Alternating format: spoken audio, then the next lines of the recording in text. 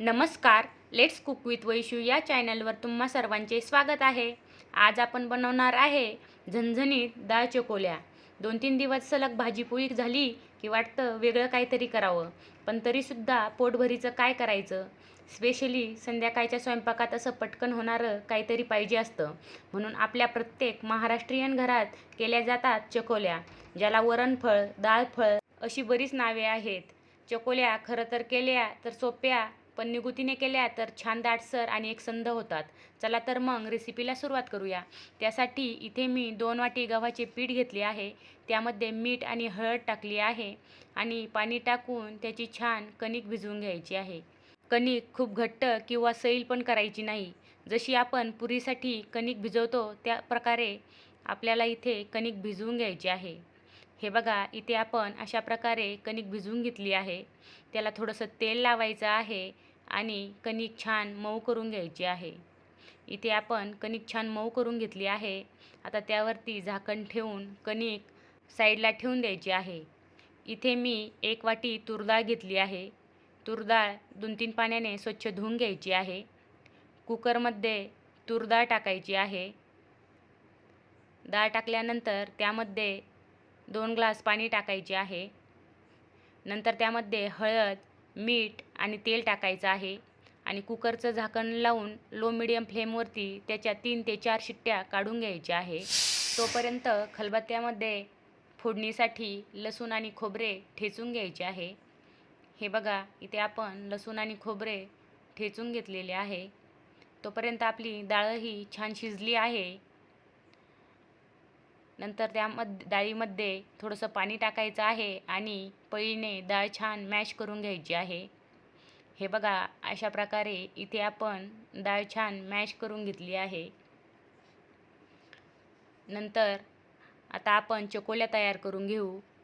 त्यासाठी मोठे पसरट भांडे घ्यायचे आहे. त्यामध्ये तूप टाकायचे आहे. तूप गरम झाल्यानंतर जिरे टाकायचे आहे. कढीपत्ता टाकायचा आहे आणि आपण खलबत्त्यामध्ये ठेचून घेतलेलं लसूण खोबरं टाकायचं आहे आणि व्यवस्थित परतून घ्यायचं आहे.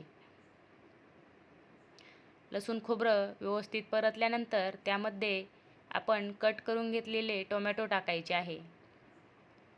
टोमॅटो टाकून टोमॅटो छान परतून घ्यायचा आहे. इथे आपण टोमॅटो छान परतून घेतलेले आहे. टोमॅटो परतल्यानंतर त्यामध्ये लाल तिखट, मीठ, हळद आणि सांबर मसाला टाकायचा आहे आणि मिक्स करून घ्यायचे आहे.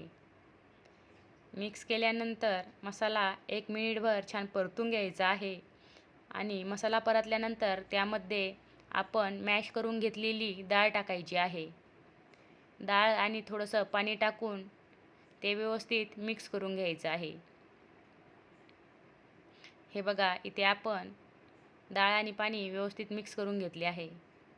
तुम्हाला पाहिजे असेल तर तुम्ही पाणी ॲड करायचे आहे. आता आपण डाळीला उकळी येऊपर्यंत इथे चकोल्या तयार करून घेऊ. आपली कणिकही छान भिजली आहे. पोळपाटावर तेल लावायचे आहे आणि कणिक पुन्हा छान मऊ करून घ्यायची आहे.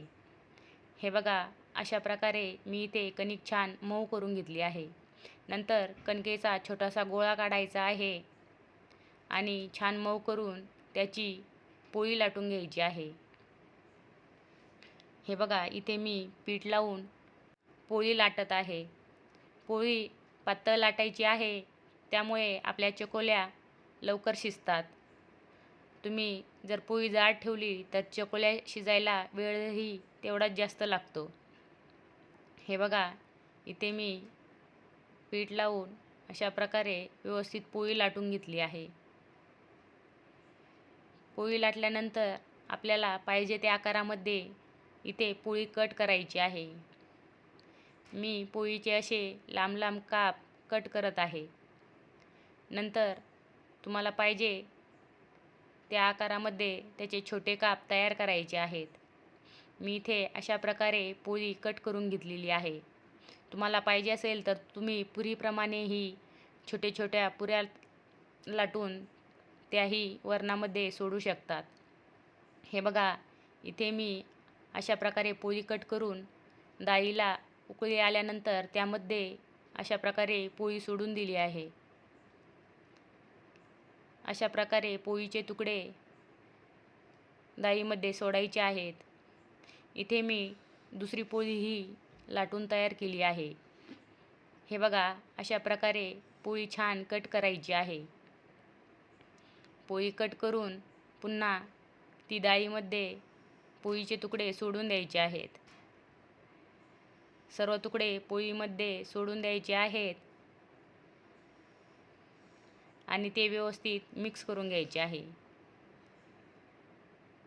डाळ व्यवस्थित मिक्स करून घ्यायची आहे आणि त्यावरती झाकण ठेवून 10 ते 15 मिनिट चकोल्या छान शिजवून घ्यायच्या आहेत. हे बघा, इथे आपण